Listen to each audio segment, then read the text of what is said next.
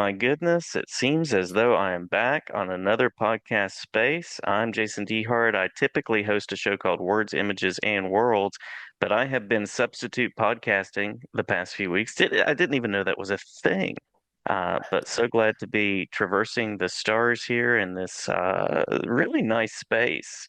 Jeffrey keeps it nice over here. There are magazines, there's air conditioning. He only keeps me in a box for a few hours a day. He feeds me mostly fish, but it's all good over here. So many thanks to Louie Joyce for being willing to talk with a substitute podcast host. Thank you, Louie, for chatting with me for a few minutes.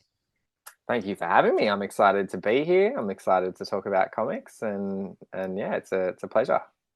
Always a good time to talk comics. And folks out there, I use the word folks, folks out there will know you as the comics creator, the person behind the look, the style, the feel of a current book, Godzilla Skate or Die. You have several lovely books out, Buckets, Astral, and A Fistful of Pain as well. Yeah, yeah, Yeah, yeah. I've done a few books, which is exciting. I've been making comics for a while now. Actually, when I think about how many years it's been, it's coming up on 15 or something that I've been doing it properly. So yeah, a few books to my name. Godzilla Skate or Die mhm. is the most recent one, and was also the first kind of book that I took the reins as writer and artist. So most of my books before then were collaborative efforts. So where I was the illustrator and I was working with a uh, a writer, a bunch of different writers across different books. But yeah, I love making comics, and I've been lucky enough to get a few done. Yeah, yeah. Well, I love the style of the visual appeal. They're all sort of. I'm just thinking about that title, "A Fistful of Pain," like punches in the face in the best possible way is what I'm going to go Yeah, with. Yeah, basically which what the good book art should be. is. Yeah, yeah. Fistful of Pain was very much just a love letter to martial arts films that I loved watching growing up. And the story itself ends up going, it's written by Ryan K. Lindsay, who's a great mate of mine who lives, and a fellow Australian who lives in Canberra. And that was just a joy to draw that book, and a lot of fun. So, yeah, it very much is just a lot of punching to the face Yeah, in that one. yeah. What was it like stepping into the reins of being both writer and illustrator to take on the Godzilla Skate or Die story? Yeah, it was intimidating. I have written stuff before, but it's mostly so I came up kind of. I always loved comic books and comic storytelling, but I also came up through zine fairs where a lot of it is self-published, full little zines that you have full creative control over, and often I would write my own stories for these zines I would make and draw them, but they were usually like, I use the word write generously in those cases because they were usually very short form, and they were very they'd have no dialogue. They were very visual, they were very comic, they were, I would often just figure out the story as I was making them. So Godzilla Skate or Die was very much the biggest kind of writing project I'd done up to this date. And so it was a little bit intimidating. Also, of course, working on a character and in a world like Godzilla, there's a Mhm. lot of pressure that goes along with that. But I felt very confident in the story that I had, and my ability to tell that story. It being a very personal, very niche, very kind of particular story. So I was comforted by that in doing it, and I really had a great time. I found the writing part of the process was one of my favorite parts of the whole process, and something, yeah, I'm definitely keen to do more of as I continue creating. Nice, nice.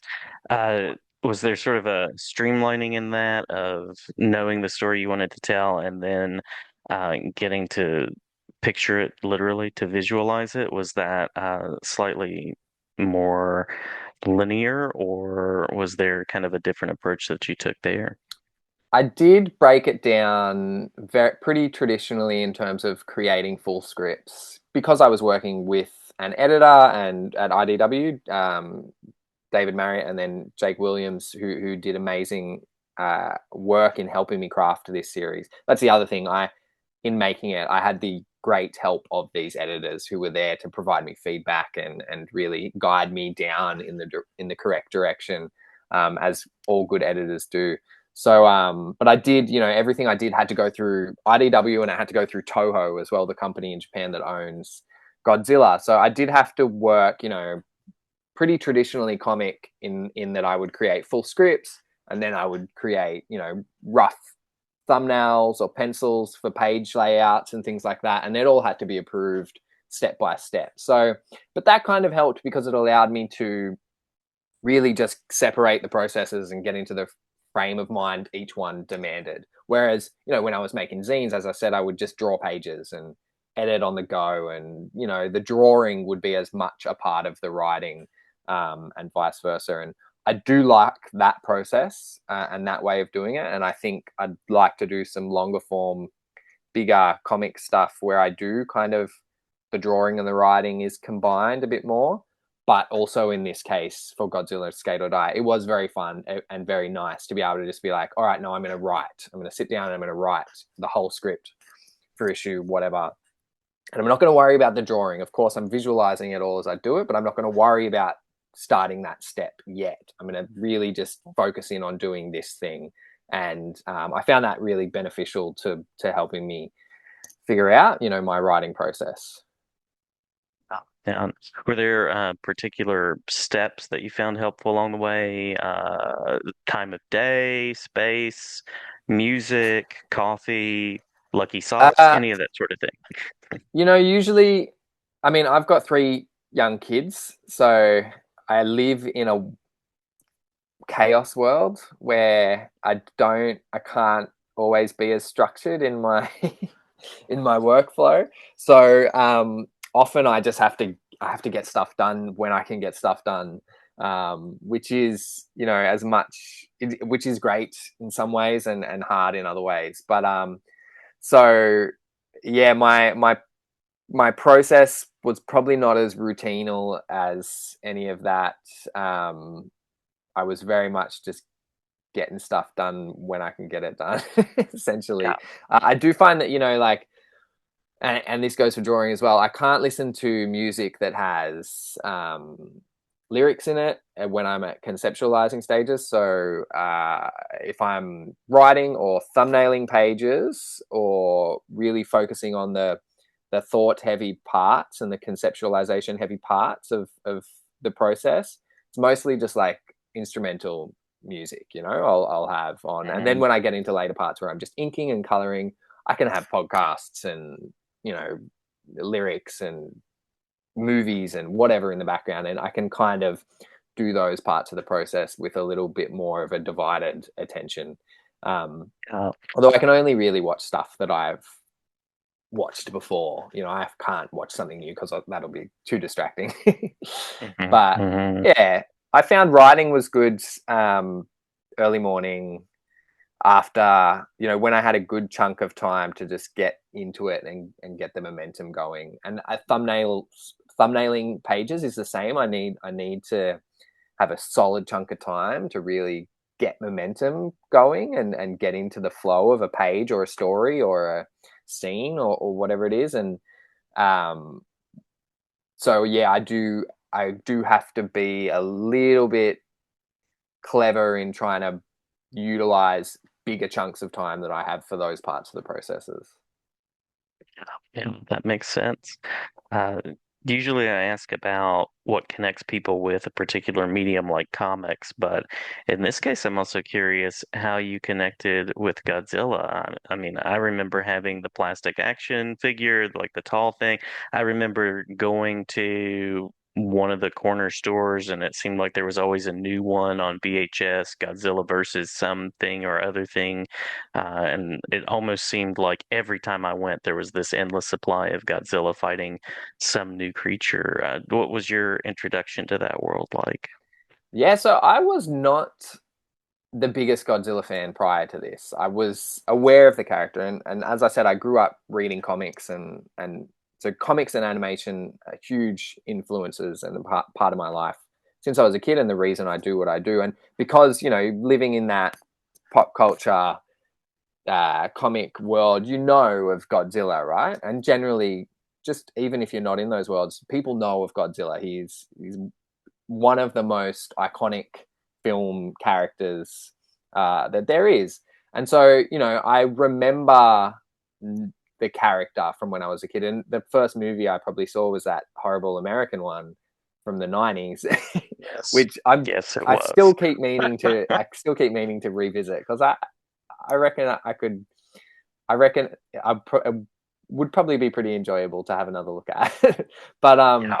Yeah. so I wasn't a diehard Godzilla fan. I didn't watch heaps of the films. I watched the original at some point in my teens, and I really liked it. And I'd seen bits and pieces of other films, but had never really dived fully into the world and all that entails, until I was asked to pitch an idea for this story. So I was originally contacted by IDW to pitch an idea for the Rivals miniseries that was running. I think it's just wrapped up, but it was a great series where, it's anthology, so every issue is different creators, and they kind of get to do their own very unique idea of a story set in the Godzilla world with another iconic kaiju battling Godzilla. And so it really, Godzilla Skate or Die really evolved from an idea I had in pitching that. And in pitching that, I got to really dive into, Godzilla and all the different films and the different versions of the character and all the kaiju. And I really, really just enjoyed that so much. Like, there's so much to that world and what you can do with the characters. I think Godzilla is really flexible in that it can be very tonally different. It can be very serious Mhm. and deep, and a meditation on the horrors of war, or humanity's capability for destruction, and all of these things. Or it can be a metaphor for, you know, uh, an ecological disaster, or it can be like something silly. It can be like a spy thriller film with against the backdrop of big monsters battling, or they can be dancing, or you can have, baby Godzilla, Manila. You can have all these like Uh-huh. really tonally inconsistent things, and they all work really well within that world, depending on how it's handled. And so that was really inspiring as a person, as a creator, because it really allowed me to be like, oh no, I can focus on, I don't have to worry so much about what a Godzilla story has to be. I can Mhm. focus on what do I think could be a really fun Godzilla story, or a really fun story to set against the backdrop of the Godzilla world. And I love skating. Like, skating is a huge part of my life. So immediately that was like, oh yes, this is the perfect kind of thing to inject into this. It hasn't really been done before, and it's Yeah. it's um it's got a lot of potential. And I mean, the initial spark for the story Skate or Die especially was because of a real life series of events that happened just prior to me pitching my idea. So there was a local DIY skate park that I skate at very regularly with my kids, and the council had said they were going to tear it down and get rid of it. It had Mhm. started during COVID, during the lockdown days, and it was a really great community space. But it was just a bunch of ramps and rails and skating stuff that was being built up on this concrete slab, and in Port Kembla, just south of where I live. And the community got behind it and rallied around it and saved it. And for me, that really was a really inspirational thing, and also a great metaphor for Godzilla. This big, faceless, monstrous entity coming to stomp on this, you know, community, this valued piece of this place that had been created by the community, and that to me was like, oh, that's like the spark of a Godzilla story right there. So it kind of fell into place quite nicely and smoothly for me. Well, yeah, that title you're talking about, that juxtaposition of tones and ideas, Godzilla Skate or Die. That's a really provocative title, really interesting, and it's like, well, what is that going to add, and how does that work? And just yeah, Yeah. already have some images in my mind. Yeah. Yeah, well, I will say the two best parts of the '90s Godzilla film for listeners out there: Jean Reno, good actor. Always The great. Professional, yeah, always Yeah. great. And the Jamiroquai song, maybe that one. I don't know. Yeah, that song goes pretty hard. I will Yeah, agree. I listened to it again recently. I think I got too cool for Jamiroquai at one point, and then I was yeah. like, I just wouldn't bother. But I've come back around now. And I'm like, oh yeah, no, this is good. It's Not a fun. bad music video as well. Bad one. Yeah. Yeah. Uh, well, you were mentioning some of the editors at IDW and some of the collaborative process. Any particular collaborations that you'd like to shout out, or ways that collaboration has been a supporting force in your career so far? Yeah, I think collaboration, and I run a lot of creative drawing workshops for kids and storytelling workshops at libraries and stuff. And I talk a lot about collaboration in those because I think it's a really important part, especially for young comic creators, because it's such hard work making comics, and it's a really hard thing to do it all on your own and to find the space and the time and the enthusiasm to do all that. And I found for me personally, because I was making zines and I was doing all that and by myself. But when I started collaborating with other Australian creators, that really took my work to another level. It pushed me outside my comfort zone in the type of stories I was telling, in how I was working. It gave me deadlines. It gave me people that I was suddenly, beholden to deliver outside pressure, not just from myself, but from the group of us trying to, hit a certain deadline so it's ready for a zine fair or a comic convention or whatever it is, or a publication date.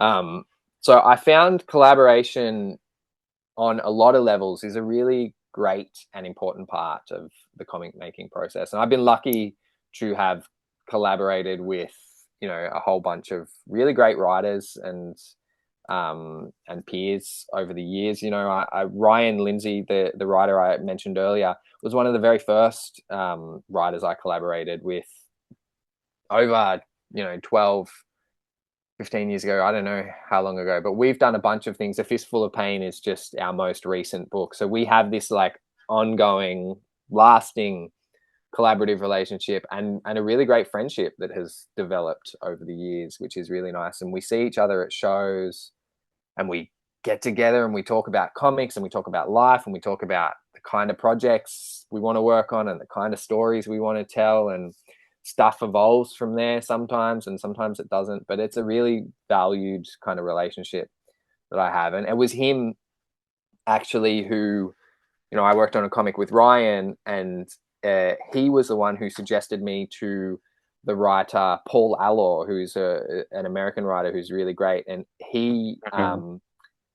Ryan was the one that's put me forward as a potential artist for Past the Last Mountain, which was a series that I illustrated with Paul some years ago. And so it was through that relationship that this other great relationship and this other great comic gig kind of emerged. And so yeah, it's a really important part of the process, and I think it's a part that I really love, like doing Godzilla Skate or Die and being able to do all the writing and the art. But I was really lucky to have Russ Wooten as a letterer on that book, because Mhm. lettering, Mhm. I wasn't confident in my lettering skills, but Russ really brought this amazing lettering style that just exceeded all my kind of ideas for what it could look like in this comic, and matched the aesthetic and the tone of the book so well. So you do, when you find good collaborators, you do you will always see that the work you're creating gets elevated by the amount of people Hmm. that's on it, and it's cool. I really love it. Love the shout out to the creative community, and Russ Wooten is a prolific person. Yeah, Yeah, so he definitely adds to does the page. so much great lettering stuff. So yeah, he's one to watch. God. Well, the next question is not on the official list, but I'm curious if you could have a personal kaiju, and of course, if Godzilla was busy, if Godzilla was in the ocean hanging out, or whatever the Godzilla do when Godzilla's not Godzillaing, what creature, what entity would be your personal kaiju? Like making up my own or an existing one. Either. I was gonna I say if think there's no existing one that connects, making up your own would also be fine. I think and for existing ones, I think so the other kaiju that I picked for Godzilla Skate or Die is Varan the Unbelievable, who is this incredible kaiju that had his its own first movie. I can't remember exactly what year now, but in those early days. So it had its own first movie and then popped up in the Godzilla films just only a couple of times. Very undersung, underutilized kaiju, but amazing design. It's got like a spiky mohawk and really cool abilities. Like it can fly and it's got this like sonic breath. It's just like I loved drawing Godzilla, but I think I maybe even enjoyed drawing Baron a little bit more. Amazing Nice, kaiju. So nice. I would very much, and also the book setting being in Australia, Varan being kind of this kaiju that's kind of created out of monitor lizards, goannas, this type of very Australian iconic animal. It was the reason I picked Varan in the first place. To me it It's was just cool. like that's the one to go for this story. But yeah, really fell in love with that kaiju through the course of drawing the book, and hopefully we get to see a whole bunch more Varan stuff coming up soon. So Varan is probably one I would pick. Otherwise, I don't know, like creating my own kaiju. I probably, I don't know. I have to think about it. Probably something from like something like some kind of insect based thing that's like then Hmm. really big, like oh, like a leaf insect, but like on a Oh huge yeah. scale. Like I love Uh-huh. it when it's like even something that's so tiny that we really just don't even think twice about. That is then like increase to this huge gargantuan proportion is all really cool. And a small scale thing of that is I just love in Bone. One of my favorite gags in Bone is Hmm. when the little leaf insect is talking to Phone Bone, and then the big brother comes in, and it's like a leaf insect that's bigger than the little Bone. I just always really Hmm. love that. So that's what popped into my head for some reason. But Love yeah, it, love it's a it. tricky question. It is tricky. There's so many. Like Mothra has this really nice aura. There's a nice feeling about Mothra, but then I would worry Yeah. about getting holes in my clothes and Yes. True. things like that. And then there are like the little characters that summon him, the women in the box. The Yeah. positive of which would be you could really make use of the idiom, I need to go ask the little woman. And then people can Yeah. be like, what? And you just pull her out. So, Yeah. yeah. So maybe for that punchline, Mothra, but I would have to Nice. think about it. It's a difficult Yeah. one. There's a lot of good ones to choose from. Yeah. And a lot of variables, a lot of variables. Yeah. Yeah. But love that you went with the choice that was so endemic to the kind of story that you wanted to tell, and it just goes to show the thought process that goes into creating some of these fun worlds and interactions. Yeah. Yeah.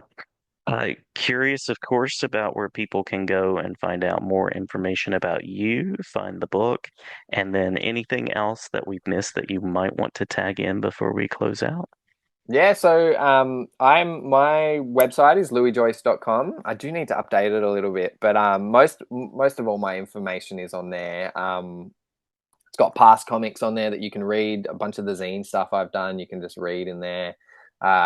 It's got animations and illustrations and all of that stuff. But also, I'm on Instagram. Is probably the best place to find me, and it's at Louie Joyce, my name. So those are probably the best places to find me. In terms of the Godzilla Skate or Die series, so all 5 issues came out last year. And that it was 5 issue miniseries. So, but the collected edition, the trade paperback, comes out at the end of this month. So it's in stores, comic stores, from the 29th of April. So that's really Nice, exciting. nice. Hmm. There's a bunch of backup material in there, character sketches, these like little mock zines I made, as if the characters made them, and things like that we've included in the back there, which is really cool. So it's got a bunch of extra stuff in there. I also had a book called Hat Haven come out last year through Oni Press, the deluxe edition. So that was a really beautiful hardcover reprint of a series, a graphic novel that I illustrated with writer Norm Harper. And again, talking about, great collaborative relationships. That book was an absolute joy to draw, and a really great example of kind of a collaboration forming a book and transforming a book as it's created, and all of this stuff. It's a kind of YA book about a young girl who steps on a crack and actually breaks her mother's back. And so she has to Nice. go on a big journey to a mythical world to find a cure for her mother. But at its core, it's very much a story about a young girl, taking control of her destiny. And yeah, it was still one of my favorite things I've drawn, and Oni have put together this beautiful um, hardcover edition of it. So it's really cool. That's in stores as well now. It's really cool to see people rediscovering that and discovering that, Mhm. and yeah. And then A Fistful of Pain is the other recent series that I did. Not series, short graphic novel that I did, and it's. But A Fistful of Pain was the other recent book that I've done, and so that was the martial arts love letter, and that was published by Comics Tribe, written by Ryan K. Lindsay, and again that was a Mhm. just oversized graphic novella, hardcover edition, and I just am still so proud of this book, and the attention to detail and the work that went into it, and just the great you see, we really went to town with the production, got gold foil and all of Yeah, this. it's So yeah, beautiful. Godzilla Skate or Die, Hat Haven, Past the Last Mountain, Fistful of Pain. Those are the works I have through my. You can see previews of it all on my website, and also it's all available through my online store as well, or through all good comic shops. Fantastic, fantastic. Well, many thanks for the talk. I hope that I've been a suitable substitute host. I tried to make it nice. I hope the towels were hot and the beverages were refreshing. Good. And certainly glad to talk with you anytime, and glad to be on Traversing the Stars anytime, as well as Words, Images, and Worlds, or any podcast that will have me. So great to chat with you, Louie, and so glad that you're continuing to add to the comics world and the world of Godzilla. Thank you so much for having me. It's been a pleasure chatting, and hopefully we get a chance to do it again sometime. That would be wonderful. I would love that. Thanks so much.